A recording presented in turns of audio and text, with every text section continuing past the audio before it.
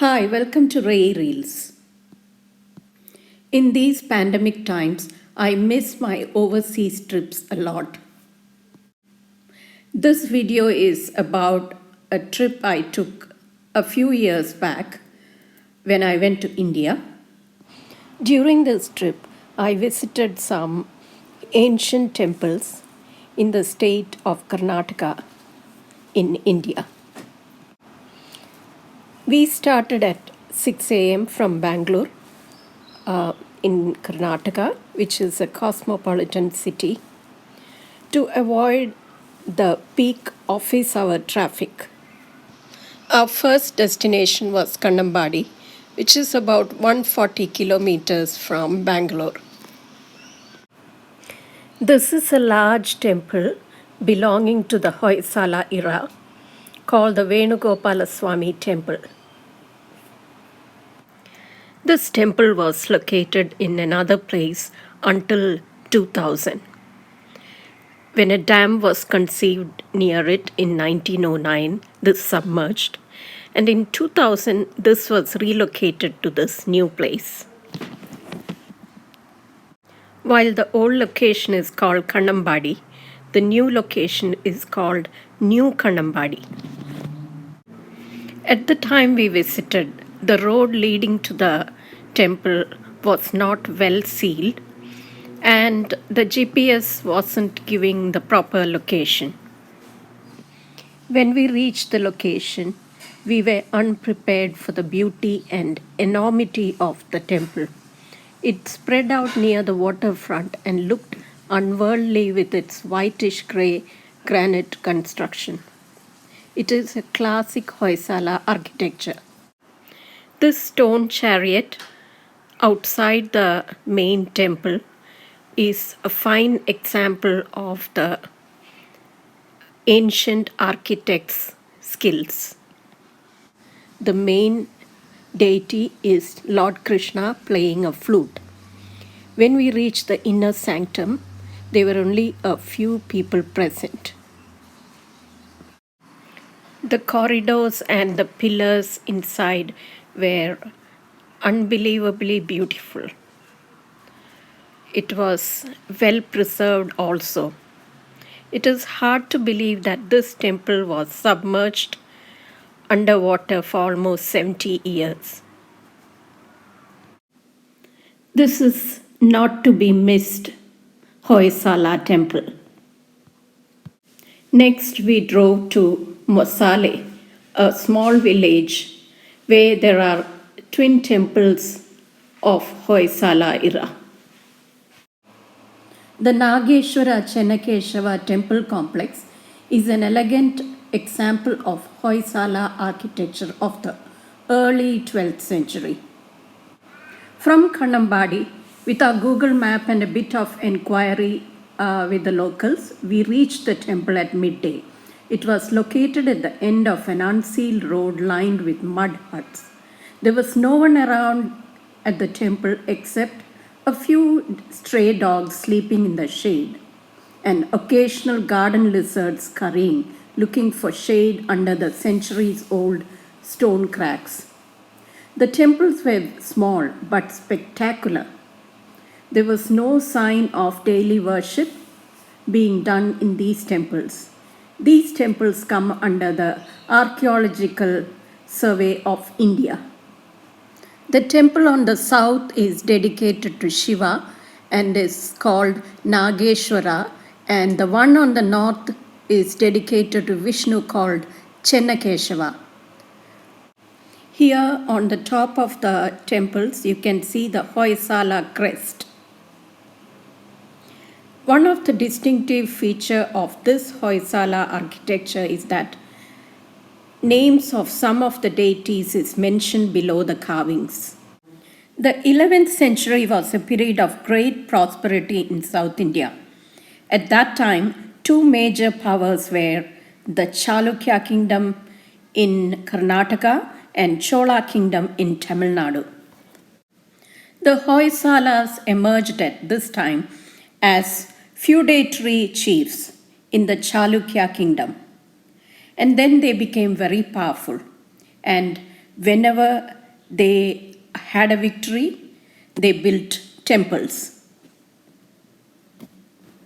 From Mosale, we drove to Shantigrama. There is a Yogaboga Narasimha temple there, again from the Hoysala period. This was built by Queen Shantala Devi. There was a function happening there, so we did not get to take too many pictures. Our next stop was to Hotel Rama in Hassan to stay for the night. We also had our lunch and breakfast there at their Swad restaurant, which was very good. Next day morning, after a buffet breakfast, we leave Hotel Rama. The breakfast is included in the room rent. Our first destination is Doddagadavalli, where there is a Lakshmi Devi temple. This is a small village. This serene temple is located near a lake and is well maintained with manicured hedges. This is a beautiful temple and is one of the earliest of the Hoysala temples. The temple has 4 shrines dedicated to Kali, Lakshmi, Shiva, and Vishnu. And Kali here is very unique in that she is a Shanta Shwarupini Kali, that means a calm and serene Kali, unlike all the other Kali deities you find in other temples. The pillars here are typical of the Hoysala era, very big, thick, and carved. Inside, it is very dark except for the light that comes through the lattice-like structures. The Mahakali and Mahalakshmi images, both installed in 1113 CE, are very intricate and carved beautifully. On either side of the door, as gatekeepers, there are 2 life-sized Bhutha figures or demonic figures, which are very scary looking. This temple is the only example of Chatushkuta, that is 4-shrined order of temples built during the Hoysala period. And the outside walls are as intricately carved with sculptures. You can see the Hoysala crest at the top. The whole temple is enclosed by a stone wall. This definitely was one of my favorites of the Hoysala era. We also saw early inscription of some of the Kannada writing. This temple also comes under Archaeological Survey of India. Next, we drove towards the Chennakeshava temple at Belur. Belur was the early capital of Vishnuvardhana, a king in the Hoysala Empire. There are about 92 temples present today from the Hoysala period, out of which 35 are in the Hassan district. Belur is also in the Hassan district. And the prominent among those 92 temples are the Belur temple and the Halebeedu temple, which are the biggest of all the temples. When we went to the Belur temple, there were many people there, most of them tourists. It is a practicing Hindu temple, and the carvings around the walls of the temple are just breathtaking. And it is one of the most beautiful temples in all India as well. This temple was built to commemorate an important military victory by King Vishnuvardhana over the Chola Empire. But this took about 103 years to build. And before it was finished, Vishnuvardhana moved his capital to Halebeedu. The main temple is a unique star-shaped structure. Most Hoysala temples are either square or star-shaped so that they get maximum outer wall space to do the carvings. Inside the main temple, called the Navarang Mantapa, there are highly polished and richly sculpted 48 pillars and ceilings. Pillars are of different designs and styles. And you have to stop and admire this to know how much intricacy has gone into its construction. There is also a statue of cobra inside.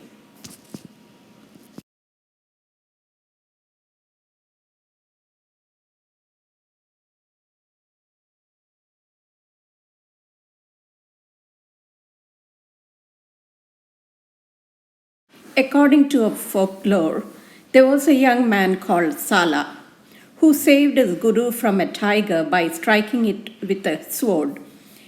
Since the strike in Old Kannada was called Hoy, hence the name Hoysala.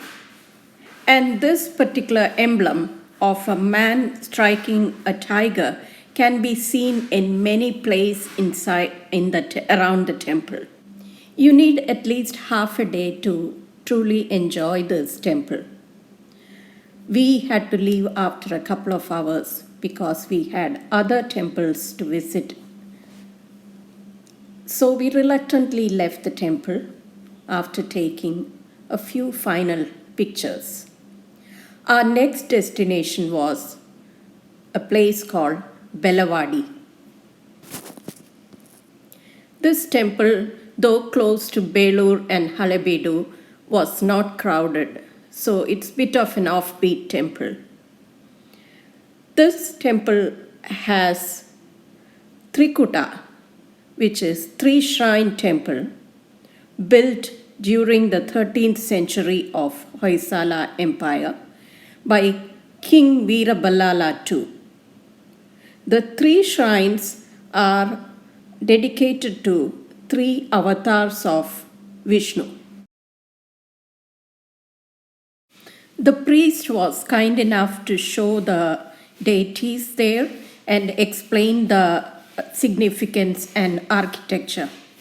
The three forms of Vishnu are the Veeranarayana, Venugopal, and Yoga Narasimha.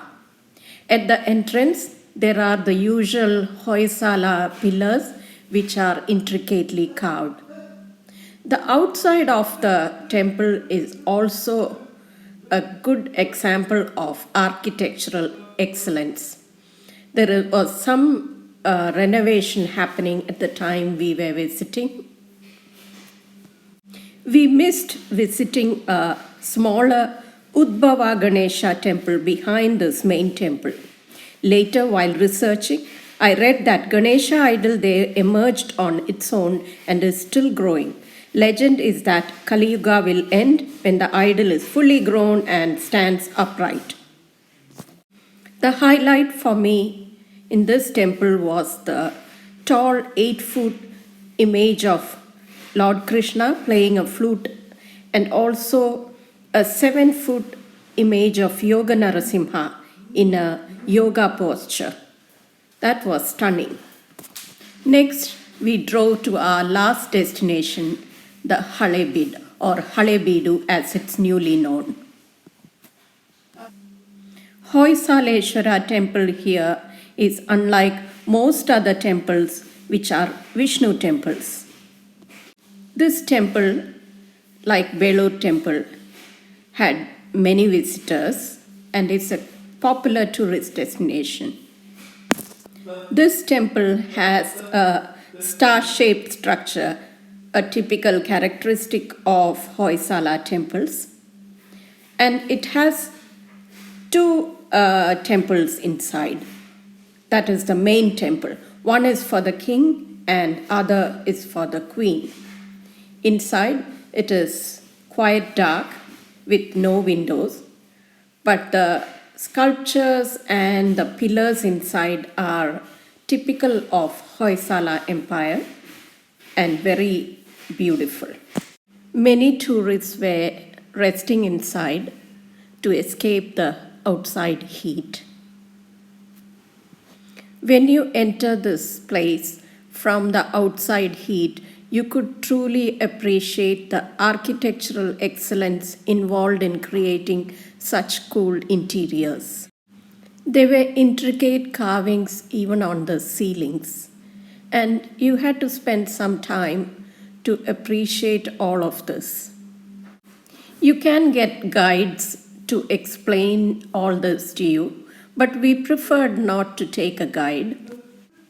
This temple was also built by King Vishnuvardhana, who moved his earlier capital from Belur to Halebeedu.